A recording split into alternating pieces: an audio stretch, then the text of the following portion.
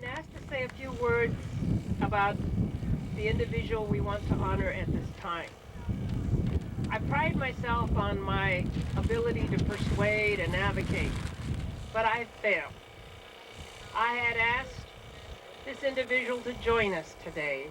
His name is Ross Hopkins, the first superintendent of Manzanar National Historic Site.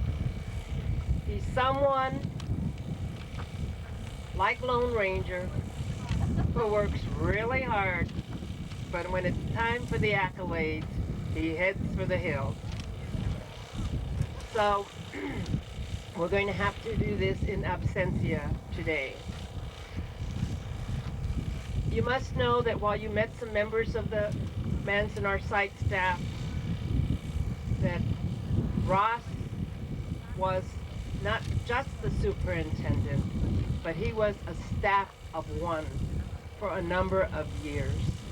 He did it all: maintenance, public education, outreach, the kind of advocacy that needed to happen to deal with all the federal, state, and local agencies, and also trying to win support from those who opposed us. Ross was subjected to racial attacks. He received death threats. He was so dedicated and committed to seeing this project realized, historic site. So you can hear us all the way to Tucson, Arizona.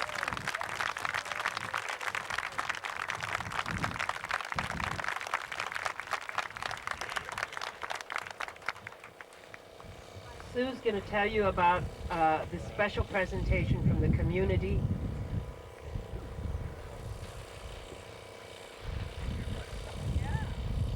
We have an artist in West Los Angeles who is a former internee, who is an expert in watercolor.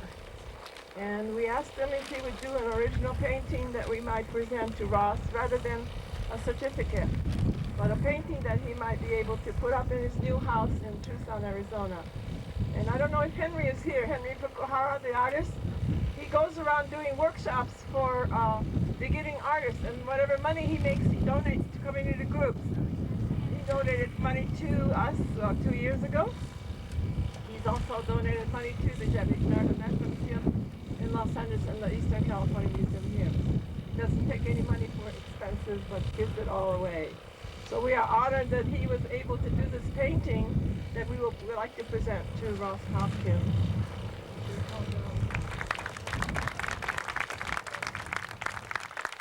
Would John Reynolds please come up to accept this for Ross?